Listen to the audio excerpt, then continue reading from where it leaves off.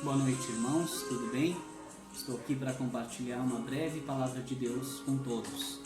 Antes de tudo, vamos orar.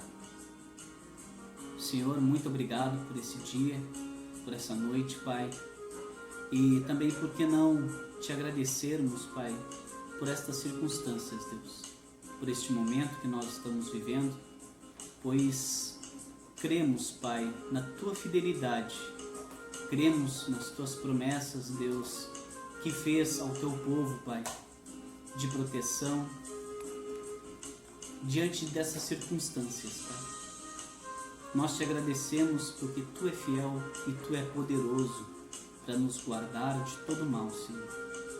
Por isso te agradecemos, Pai. Te agradecemos em meio a essas circunstâncias, Senhor, pela Tua fidelidade, pela Tua onipotência, Senhor. Rogamos que o Senhor abra nossa mente, nossos corações, para entendermos Tua palavra, Senhor, e caminharmos conforme ela nos orienta, Senhor. Guarda a nossa casa, guarda a nossa família, guarda a nossa mente, nosso coração de toda angústia, de toda ansiedade, de todo medo, Senhor. Em nome de Jesus, que a Tua paz e o Teu Espírito abunde em nossos corações e nossos lares, Senhor. Em nome de Jesus. Amém.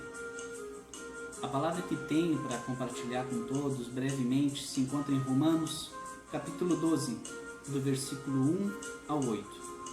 Diz assim a palavra de Deus: Rogo-vos, pois, irmãos, pelas misericórdias de Deus, que apresenteis o vosso corpo por sacrifício vivo, santo e agradável a Deus, que é o vosso culto racional. E não vos conformeis com este século, mas transformai-vos pela renovação da vossa mente, para que experimenteis qual seja a boa, agradável e perfeita vontade de Deus. Porque, pela graça que me foi dada, digo a cada um dentre vós que não pense de si mesmo além do que convém. Antes, pense com moderação, segundo a medida da fé que Deus repartiu a cada um. Porque assim como num só corpo temos muitos membros, mas nem todos os membros têm a mesma função, assim também nós, conquanto muitos, somos um só corpo em Cristo, e membros uns dos outros, tendo, porém, diferentes dons, segundo a graça que nos foi dada. Se profecia, seja segundo a proporção da fé. Se ministério, dediquemo-nos ao ministério. Ou o que ensina, esmere-se no fazê-lo. Ou o que exorta, faça-o com dedicação.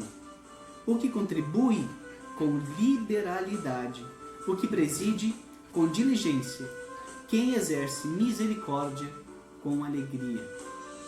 Essa palavra é muito interessante porque o apóstolo Paulo, ele está falando à igreja, aos irmãos. E é importante a gente perceber um detalhe no início do versículo 1.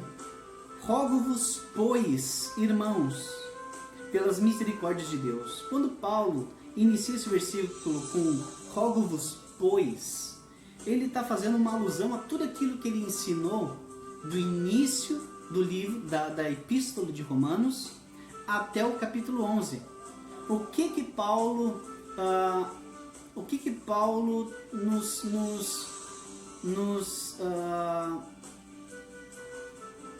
nos traz, né? O que Paulo tonifica, né? Do início dessa epístola até o capítulo 11, as misericórdias de Deus para com o seu povo, para com o ser humano, né? O homem estava perdido, o homem estava morto, o homem estava aquém da glória de Deus. E pelas misericórdias de Deus, Deus nos adota como filho. Deus nos justifica a partir do sacrifício de Jesus na cruz. Deus nos torna seus amigos. Deus nos torna participantes da graça de Jesus. Deus nos torna coparticipantes da herança de Cristo. Então, mediante as misericórdias de Deus, Paulo nos exorta a vivermos como um sacrifício vivo, santo e agradável a Deus. Este é o nosso culto racional. Essa é a nossa vida perante Deus. E ele diz mais: e não vos conformeis com este século, mas transformai-vos pela renovação da vossa mente. Ou seja, não nos conformar com este século está em consonância em sermos transformados. Transformados a partir do quê? A partir da nossa mente renovada. E a nossa mente só é renovada a partir do momento em que nós contemplamos as misericórdias de Deus. Misericórdias estas que eu falei no início do vídeo. Quando a gente se entrega a essa vida de devoção a Deus, não nos conformando com o presente século e sendo renovado diariamente, nós somos capazes de discernir a vontade de Deus, que é boa, que é perfeita e agradável. Uma das primeiras características que um crente dá a partir do momento em que a mente é renovada é que ele não pensa de si próprio além do que convém. Ele é humilde. Ele preza pela humildade. Ele pensa com moderação, isso é, segundo a medida da fé que Deus repartiu com ele. O que isso significa dentro do contexto que nós estamos vendo? Paulo não termina aqui. No versículo 4, Paulo diz: porque assim. Quando Paulo inicia o versículo 4 com um porquê, ele está querendo justificar tudo aquilo que ele falou do versículo 1 ao 3. Ele não é que ele terminou um assunto e agora ele vai iniciar outro assunto. Não. Paulo, ele quer agora justificar a prática daquilo que ele iniciou, que ele ensinou no versículo 1 ao 3. E ele diz assim, versículo 4: porque assim como num só corpo temos muitos membros, mas nem todos os membros têm a mesma função, assim também nós, conquanto muitos, somos um só corpo em Cristo, e membros uns dos outros, tendo, porém, diferentes dons, segundo a graça que nos foi dada. Então não existe a menor possibilidade da gente separar a questão de sermos um só corpo em Cristo, de termos dons diferentes e de servirmos uns aos outros com aquilo que ele ensinou no início do capítulo 12. Ou seja, Paulo está querendo nos ensinar que viver de forma a ser um sacrifício vivo, santo e agradável a Deus é primeiramente vivermos como um sacrifício diante dos outros irmãos. Um sacrifício, ele não queima para si próprio. Um sacrifício queima em prol de outros.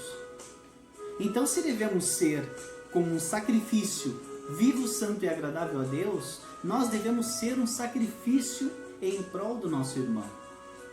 Nós devemos viver diariamente perante Deus como um sacrifício queimando em prol do nosso irmão. Não existe a menor chance, a menor possibilidade da gente fazer uma distinção aqui, da gente fazer uma separação. Então, a gente determinando isso e postulando isso, entendendo isso dessa forma, seria muita estupidez da minha parte entender que eu quero glorificar a Deus no mundo. Eu quero viver para a glória de Deus no mundo. Eu quero servir a Deus no mundo. Eu quero glorificar o corpo de Cristo no mundo. Eu quero ser igreja no mundo. Mas não querer servir a este corpo que queremos glorificar. Seria hipocrisia e uma estupidez muito grande da minha parte pensar dessa forma. Como que eu quero servir ao mundo? Como que eu quero glorificar a Cristo no mundo se eu não quero servir ao corpo deste Cristo que eu quero glorificar? Então, contemplando as misericórdias de Deus e não me conformar com o presente século e ser renovado constantemente pela contemplação das misericórdias de Deus, significa que, primeiro, eu vou ser humilde. Eu preciso ser humilde e reconhecer que eu não sou melhor do que os outros, que eu não sou melhor do que os outros. Porque é isso que Paulo fala no versículo 3, para não pensar de mim mesmo além do que me convém, além daquilo que Deus colocou na minha vida. E o segundo ponto que Paulo coloca aqui nesse texto que a gente está estudando é que se eu contemplo as misericórdias de Deus na minha vida, se isso é de fato uma realidade na minha vida, eu vou prezar pelos meus irmãos, vou servi-los com honra, vou considerá-los em maior honra, eu vou querer glorificar ao corpo de Cristo antes de querer demonstrar isso no mundo. Essa é a ordem correta, eu glorifico ao corpo de Cristo servindo os meus irmãos, e isso vai resultar numa vida que se dedica em glorificar Cristo no mundo. Isso primeiro precisa acontecer no contexto da igreja e depois acontecer no contexto do mundo, e não o contrário. Então, eu gostaria de deixar aqui algumas questões, algumas perguntas que eu separei, né, no dia em que eu levei esta palavra a toda a comunidade, a toda a igreja, que são as seguintes, são 3 pontos. O primeiro é, que pode surgir na nossa mente, da nossa natureza carnal. O primeiro ponto é, mas Deus nos deu livre-arbítrio. Concordo com Romanos 6, que fala a respeito disso. De acordo com Romanos 6, a verdadeira liberdade é exercida quando obedecemos a Deus. E isso inclui essa palavra. Obedecer a Deus significa ser livre. Nós não temos o menor consenso, a partir desse texto que nós estamos vendo, para não servir. Nós não temos o menor consenso de usar o tal livre-arbítrio como justificativa para não servir. A Bíblia não nos dá esse consenso. A Bíblia não nos concede tal pensamento. O segundo ponto que pode surgir da nossa natureza carnal é: mas eu sirvo financeiramente. Como é esse servir financeiramente? É dar dízimos e ofertas? Se sim, muito bom, isso é obedecer a Deus nos dízimos e nas ofertas. Agora, se a gente quer justificar o servir financeiramente de acordo com essa palavra, nosso pensamento deve ser de que o meu dinheiro e o seu dinheiro deve ser naquilo que a congregação, a igreja mais precisa. É se envolver com isso. De fato, é botar a mão na massa. É arregaçar as mangas e botar a mão na massa. É ter um compromisso com isso diariamente. É trabalhar pensando nisso. O meu dinheiro não é meu. O meu dinheiro é de Deus.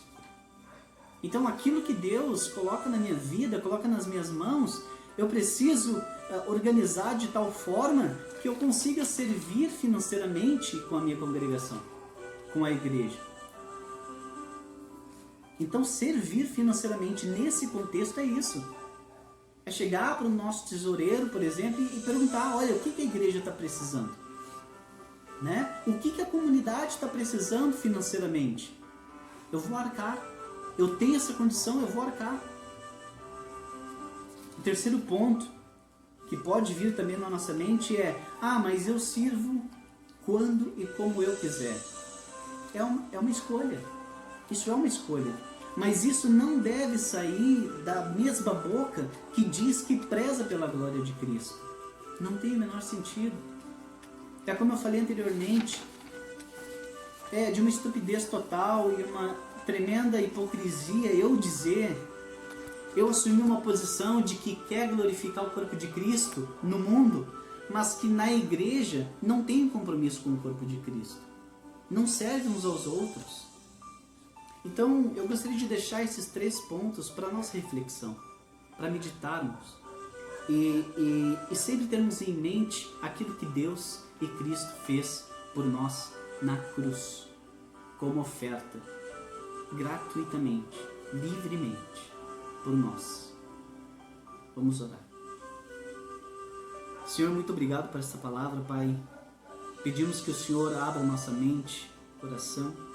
Pedimos que o Senhor derrame da Tua graça, do Teu poder, Senhor, para digerirmos esta palavra, Senhor, e vivermos de acordo com ela, Pai. Guarda nossa mente, guarda o nosso coração, para que o inimigo de nossas almas não venha roubar aquilo que o Senhor plantou, Senhor. Em nome de Jesus, rogo mais uma vez que guarde os lares dos meus irmãos, as famílias, em nome de Jesus. Guarde o nosso país, guarde o mundo, Senhor, deste mal, Pai, que nos acomete. Em nome de Jesus, Senhor, em nome de Jesus te agradecemos. Amém.